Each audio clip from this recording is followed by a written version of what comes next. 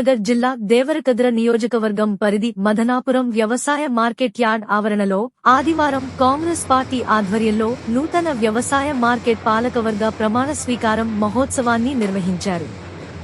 ఈ కార్యక్రమానికి ఆరోగ్య శాఖ మంత్రి దామోదర రాజనరసింహ, ఏఐసిసి కార్యదర్శి చల్లా వంశీచంద్ రెడ్డి, వనపర్తి శాసనసభ్యులు మేఘారెడ్డి, దేవరకద్ర శాసనసభ్యులు G Madhusudan Reddy, SC corporation chairman Preetham ముఖ్య అతిథులుగా హాజరై market yard chairman Pallepaga Prashanth మరియు డైరెక్టర్లకు అభినందనలు తెలియజేశారు.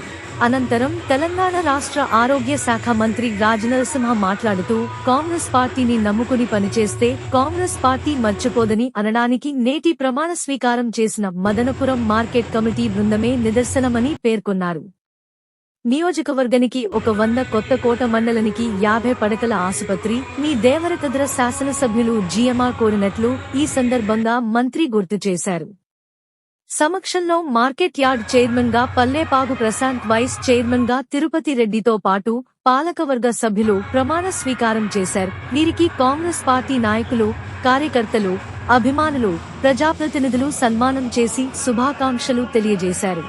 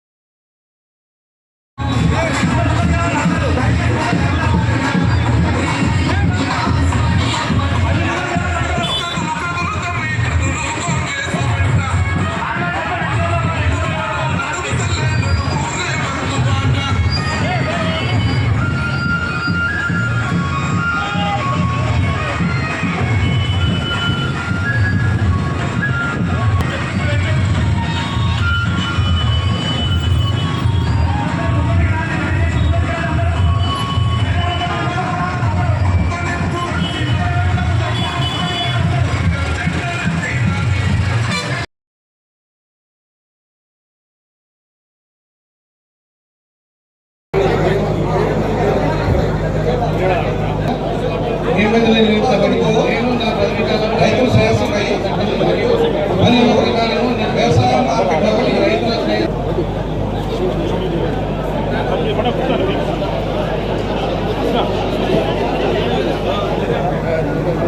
జై కాంగ్రెస్ జై కాంగ్రెస్ రాహుల్ నాయకత్వం నాయకత్వం మంత్రి గారి సమస్యలు దయచేసి అందరూ కూర్చొని ఈ యొక్క సభను ఉద్దేశించి రాజనరసింహ సార్ గారిని అదేవిధంగా ఈ కార్యక్రమంలో పాల్పంచుకుంటున్నటువంటి మన మంత్రివర్యులు మరియు మన ఉమ్మడి బాబు జిల్లా ఇన్ఛార్జి మంత్రివర్యులు శ్రీ దామోదర్ రాజనరసింహ గారికి, సహచర ఎమ్మెల్యే అన్న దేవరకద్ర ఎమ్మెల్యే బసవరెడ్డి గారికి, ఏఐసిసి సెక్రటరీ అన్న వంశీచంద్రెడ్డి గారికి, ఇప్పుడే ప్రమాణ స్వీకారం చేసిన గౌరవ చైర్మన్ ప్రశాంత్ గారికి, వైస్ చైర్మన్ తిరుపతి రెడ్డి గారికి, ఇక్కడ వాళ్ళతో పాటు ప్రమాణ స్వీకారం చేసిన డైరెక్టర్లందరికీ, ఈ అవకాశం ఇచ్చిన రాష్ట్ర ముఖ్యమంత్రి వర్యులు సీఎం రేవంత్ రెడ్డి గారికి, రాష్ట్ర వ్యవసాయ శాఖ మంత్రి తుమ్మల నాగేశ్వరరావు గారికి, ఇక్కడికి వచ్చిన మీ అందరికీ, పత్రికా మిత్రులందరికీ, వేదిక మీద ఉన్న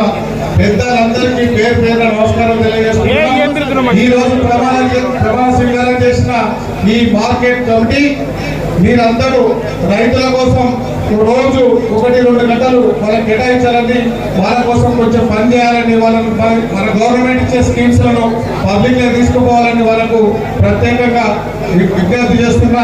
ప్రమాణ స్వీకారం చేసిన మళ్ళొకసారి అభినందన తెలియజేసుకుంటున్నా. నిన్న మొన్న కొంతమంది ఇంతకు ముందు వ్యవసాయ శాఖ మంత్రి చేసిన ఆయన పాత గవర్నమెంట్ల ఆ లెక్కలు ఈ లెక్కలు ఏవో లెక్కలు అడుగుతున్నాడు. ఆయన అసలు వ్యవసాయ శాఖ మంత్రి ఉన్నాడని ఆయననే మర్చిపోయిన 5 సంవత్సరాల్లో మన మదనపూర్ మార్కెట్ కి ఏమైనా తీసుకొచ్చిందా?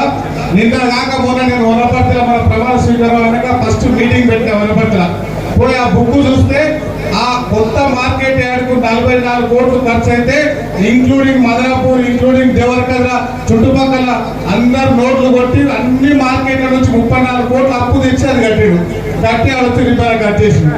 అదే ఆయన చేసింది. అవి ఎప్పుడు అప్పు జరిపాలి వాళ్ళు, ఆ కమిటీ ఎప్పుడు చేయాలి, అది వాళ్ళు చేసిన డెవలప్మెంట్. నిన్న కాక మొన్న ప్రెస్ పెట్టి పాలమూరు రంగారెడ్డి నీళ్లు తీసుకోవడానికి చాలా కదా తెలియలేదా అంటున్నాడు. ఆయనకి ఇక్కడ నుంచి మదనాపూర్ వేదిక నుంచి చెప్తున్నా, నిరంజన్ రెడ్డి ఎలక్షన్ లో ముందు మీ కేసీఆర్ గారు వచ్చి మోటార్ స్టార్ట్ చేసిన పాలమూరు అన్ని ఊళ్ళ నుంచి చెప్పులు లోటలు తీసుకొచ్చి నీళ్లు తీసుకుపోయి ఊర్లలో పూజలు చేసుకోండి, వారం రోజుల పాలమూరు రంగారెడ్డి నీళ్ళు వస్తాయని వచ్చినాయా? మళ్ళీ అట్లా అన్ని అబద్ధాలు చెప్తాడు ఆయన.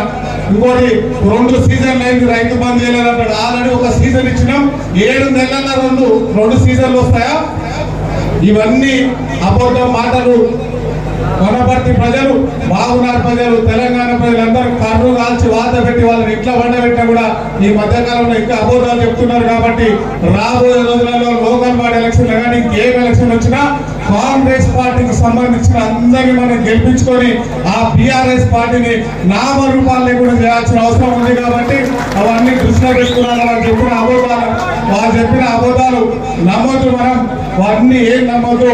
ఈ మధ్యకాలంలో రైతు భరోసా గురించి కూడా మన ముఖ్యమంత్రి గారు ఒక కమిటీ వేసి 4 గోడల మధ్యలో కాకుండా పబ్లిక్ లకి వెళ్ళి అక్కడెక్కడ జిల్లాలో మీటింగ్ పెట్టి రైతులను అడిగి ఎన్ని ఎకరాలకి వేయాలి, 4 ఎకరాలకి వేయాలన్నా, 10 ఎకరాలకి వేయాలన్నా, 20 ఎకరాలకి వేయాలన్నా రైతుల అభిప్రాయం తీసుకొని చేసే ప్రభుత్వం మన ఇందిరామ రాజ్యంలోని గౌరవ రేవంత్ రెడ్డి గారు ప్రభుత్వం. కాబట్టి ఎవరైనా అక్కడక్కడ వాళ్ళు ఓడిపోయిన మైండ్ దొరికి తిరిగిగా మాట్లాడుతుంటారు. కాబట్టి మనందరం ఎక్కడక్కడ గ్రామాలలో, మండలాల్లో ఎక్కడక్కడ వాళ్ళకు తిరగబడి వాళ్ళకు బుద్ధి చెప్పాల్సిన అవసరం ఉంది. కాబట్టి మీరందరూ వాళ్ళకు బుద్ధి చెప్పే పనిలో ఉండండి. మిగతా గవర్నమెంట్ కి సంబంధించిన రేషన్ కార్డు కానీ, రైతు బంధు కానీ, రైతు భరోసా కానీ ఇంకేమున్నా కూడా అన్ని చేసే బాధ్యత మీరు గెలిపించిన కాంగ్రెస్ పార్టీ, మీరు గెలిపించిన రేవంత్ రెడ్డి గారి ప్రభుత్వం చేస్తారు. కాబట్టి మీరందరూ పార్టీని మమ్మల్ని ఆశీర్వదించండి. మేమందరం మీకు పనిచేసే బాధ్యత తీసుకుంటాం. అందరికి ధన్యవాదాలు. దానికి సంబంధించి అవన్నీ పెండింగ్ ఉన్నాయి, అవి కూడా మీ ద్వారా శాంక్షన్ చేయించాల్సిందిగా మిమ్మల్ని సందర్భంగా కోరుతా ఉన్నాం. అదేవిధంగా కోయిసార్ ప్రాజెక్టు సంబంధించి కొన్ని పెండింగ్ పనులు గతంలో ఐవీఆర్ సెల్లులు కంపెనీ వాళ్ళు చేసిర్రు, 90% చేసి వదిలేయడం వల్ల దాదాపు ఒక 25,000 ఎకరాల ఆయకట్టుకు నీళ్లు ఇవ్వలేకపోతా ఉన్నాం. ఆ 10% వర్కులు కూడా పెండింగ్ ఉన్నాయి. గతంలో మీరు వచ్చినప్పుడు మీకు చెప్పినాం, ముఖ్యమంత్రి గారు కూడా చెప్పినాం. ఆ పెండింగ్ పనులను కూడా తొందరలోనే పూర్తి చేయించే విధంగా మీరు సంబంధిత శాఖ మంత్రి గారితో మాట్లాడాలని చెప్పేసి మీకు సందర్భంగా కోరుతా ఉన్నాం. అదేవిధంగా ఇక్కడ మా దగ్గర ఒకటి కొత్తకోట దగ్గర శంకర సముద్రం ప్రాజెక్టు ఉందన్న, ఆ ప్రాజెక్టు 2014లో పూర్తి చేసినాం.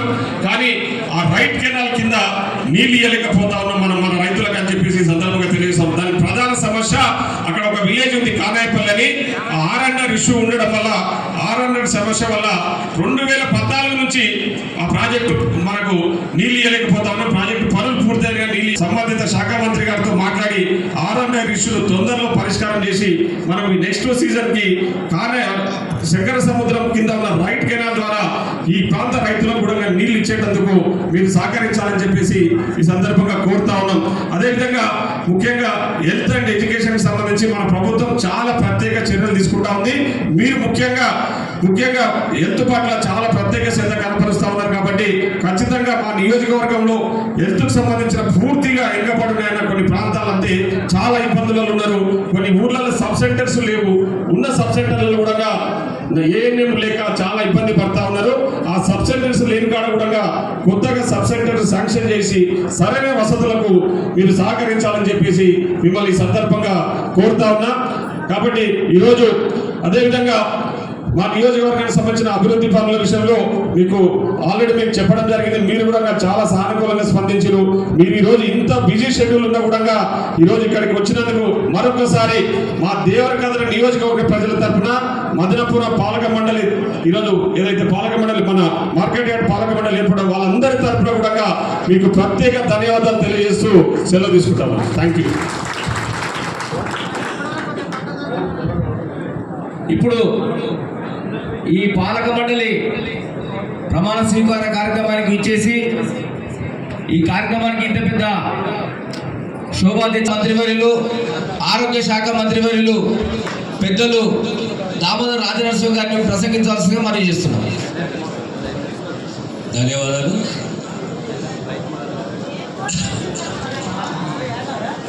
దేవరకద్ర స్థానిక శాసనసభ్యుడు, మీ ప్రియతమ నాయకుడు జిఎంఆర్ గారు, మధుసూదన్ రెడ్డి గారు, మా వనపర్తి శాసనసభ్యుడు మెగారెడ్డి గారు, నా మిత్రుడు ఏఆర్సిసి సెక్రటరీ వంశీ గారు, ఈనాడు కాంగ్రెస్ పార్టీ సంపూర్ణంగా నమ్మింది, నమ్ముతుంది, ఎల్లప్పుడూ నమ్ముతుంది కార్యకర్తలు. ఏ నాయకుడైతే కార్యకర్తని విస్మరిస్తాడో ఆ నాయకుడు కాదు, ఆ పార్టీ కాదు. మా రాజకీయ జీవితంలో మాకు బలము, మాకు ధైర్యము, స్థైర్యము పార్టీలో అంటే కాంగ్రెస్ కార్యకర్త. ఆ కార్యకర్తని ఆదరించాలి, గౌరవించాలి, కాపాడుకోవాలి. సమయం వచ్చినప్పుడు పదవుల అవకాశం ఇవ్వాలి, పదోన్నతులు కల్పించాలి. ఈనాడు యావత్ రాష్ట్రంలో ప్రతి నియోజకవర్గంలో నామినేటెడ్ పోస్టులే కానీ ప్రభుత్వ తరఫున ఆ కాంగ్రెస్ కార్యకర్తలకు పనులే కానీ ట్రస్ట్ బోర్డు చైర్మన్లే కానీ ఇవన్నీ కూడా అంచెలంచెలుగా వారిని గుర్తించి వారు గౌరవించి వాళ్ళకు ఆ పదవులు ఇవ్వడము. ఈరోజు ఇక్కడ మార్కెట్ కమిటీ కూడా నిష్ణాతులైన కాంగ్రెస్ నాయకులని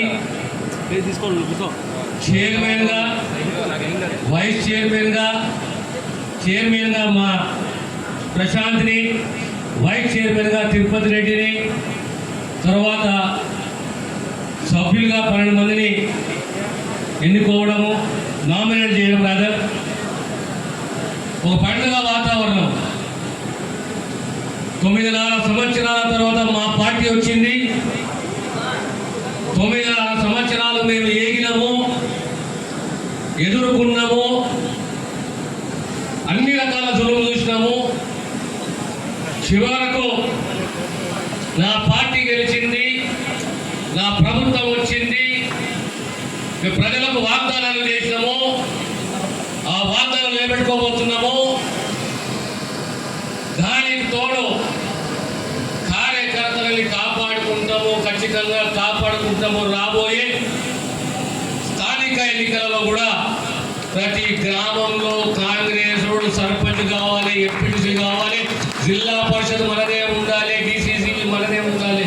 ఆ దిశగా తాలూకా నాయకత్వమే కానీ, శాసనసభ్యుడే కానీ, మండల స్థాయి నాయకులే కానీ మనమందరం కృషి చేసి ప్రజలు ఏ నమ్మకం అయితే మన మీద పెట్టిండ్రో ఆ నమ్మకాన్ని వమ్ము చేయకుండా మనం ఇచ్చిన వాగ్దానాలు ప్రధానంగా 6 గ్యారెంటీలు. దానికి తోడు ఎక్కడ మనం అడిగిర్రు, అయ్యా రుణమాఫీ ఏమాయని చెప్పి మాట ఇచ్చినాము. ఖచ్చితంగా 2 లక్షల రుణమాఫీ చేస్తాం. రైతు ఖాతాలకు సంబంధించి 1,50,000 రూపాయల రుణమాఫీ చేసిన చరిత్ర కాంగ్రెస్ది. రాహుల్ గాంధీ గారి నాయకత్వంలో మా రేవంత్ రెడ్డి గారు రాష్ట్ర ముఖ్యమంత్రి గారు ఈరోజు రుణమాఫీ చేసి ఇంకా మిగతా 50,000 రుణమాఫీ చేయబోతున్నాను. ఇకపోతే కాంగ్రెస్ ఎప్పుడు నమ్మేది ఒకటే, సంక్షేమము, పేదవాన్ని కాపాడుకోవాలి, ఆదుకోవాలి, ఆ ప్రాంత అభివృద్ధి, ఆర్థిక అసమానతలు తగ్గాలి, సమానత్వం పెరగాలి అనే ఆకాంక్ష ఈనాడు కాదు, ఆనాడు నుంచి కూడా కాంగ్రెస్ పార్టీ నమ్ముకున్నది. ఇది ఈరోజు మహిళలు ఉన్నారు. ఆర్టీసీ బస్సులో ఖచ్చితంగా మహిళలకు ఉచిత ప్రయాణం అన్నము మాట నిలబెట్టు. 5 లక్షలు కాదు 10 లక్షల రూపాయల ఆరోగ్యశ్రీ అన్నము మాట నిలబెట్టుకున్నాము. ఈరోజు అందరికీ ఆరోగ్యశ్రీ కార్డులు ఉన్నాయి, లేదా రేషన్ కార్డులు ఉన్నాయి.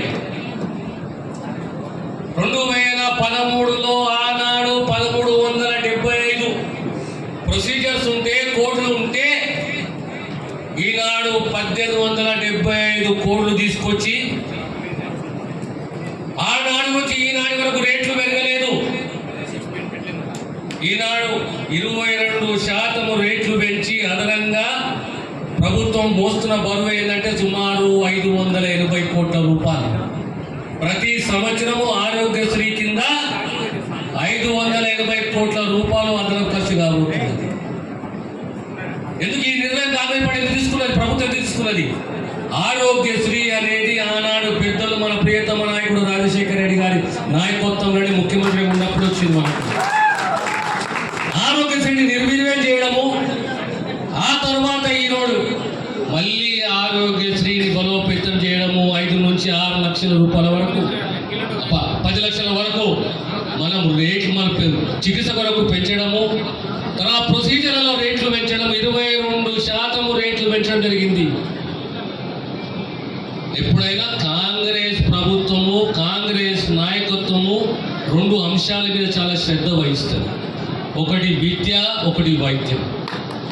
విద్య అనేది పేదవానికి సంబంధించింది, వైద్యం అనేది పేదవానికి సంబంధించింది.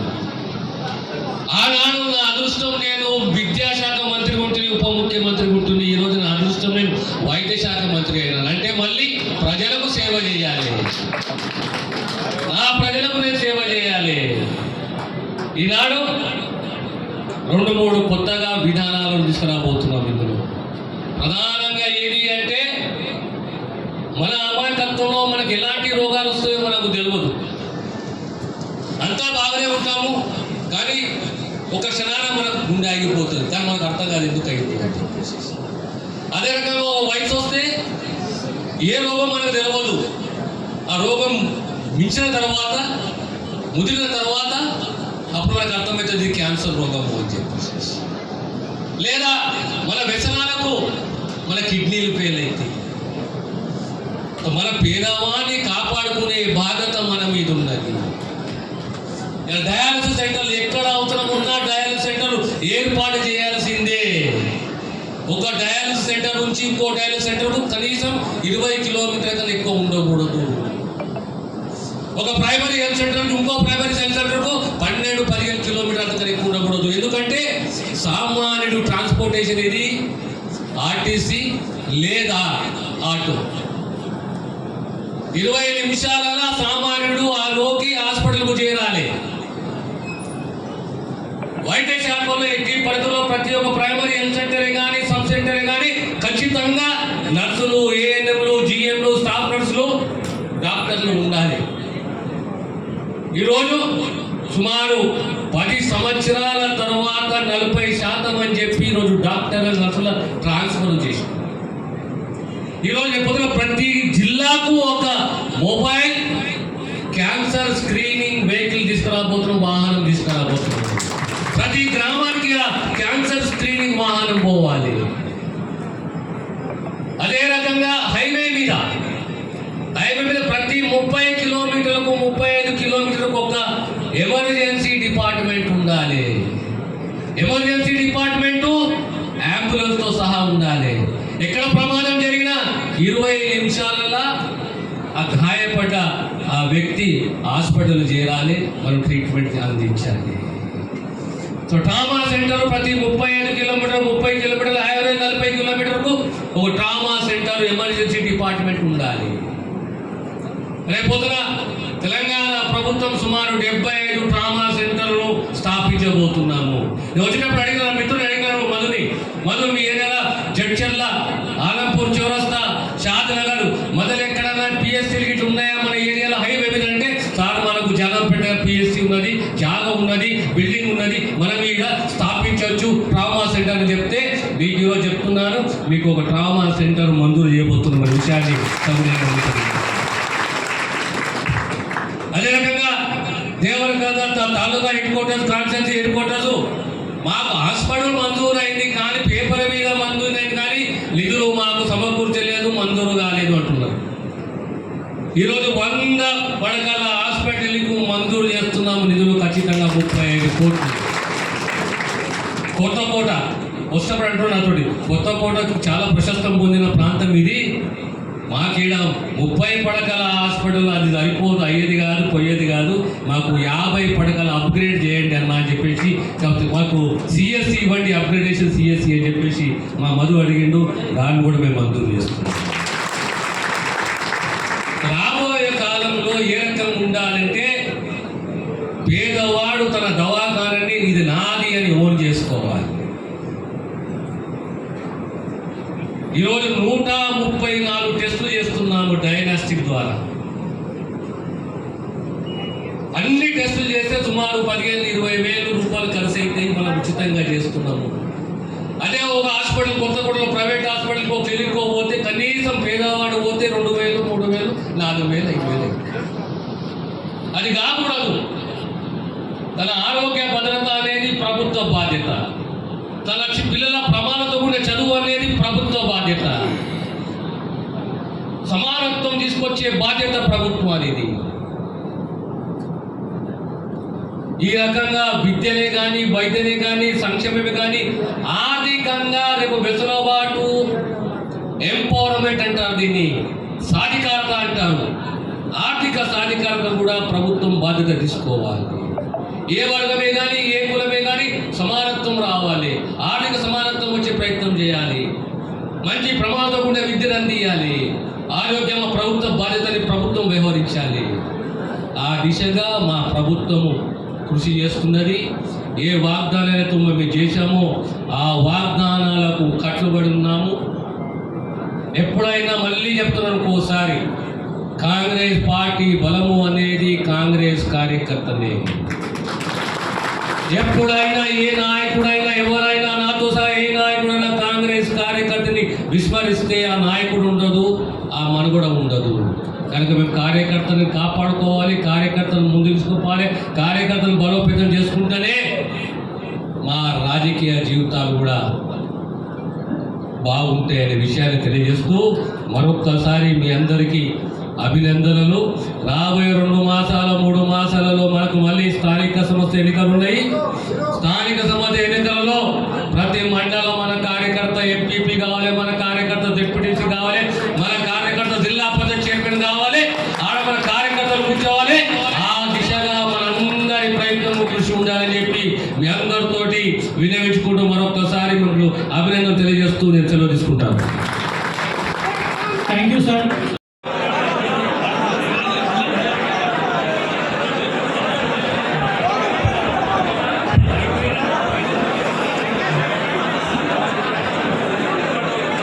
అదేవిధంగా వనపర్తి శాసనసభ్యులకి పూడి మేఘారెడ్డి గారికి కూడా అన్న మసూద్ రెడ్డి గారు శాలువతో సత్కరిస్తారు.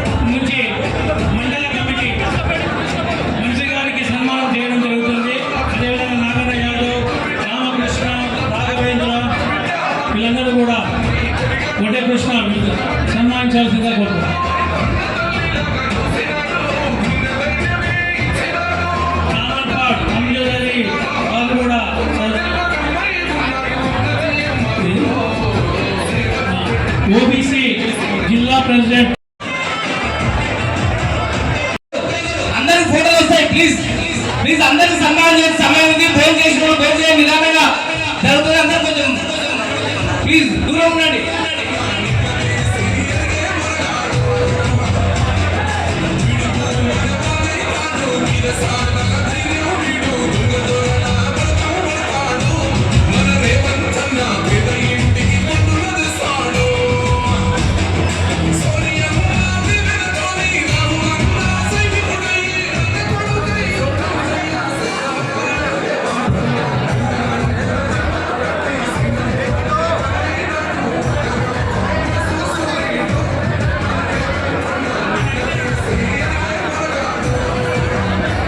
సీనియర్ జర్నలిస్ట్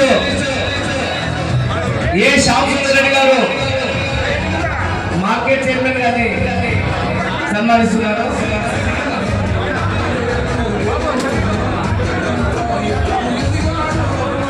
సిరన్న సిరన్న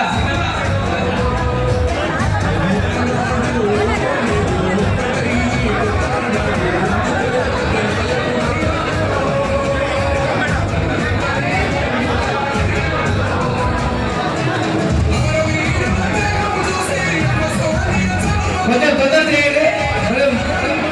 కొద్ది నిదానంగా ఉండాలి. కావాల్సిన వారు తొందర చేయొచ్చు. అన్న శ్యామ్ సుందర్ అన్న కొంచెం ఫోటోలు అందరూ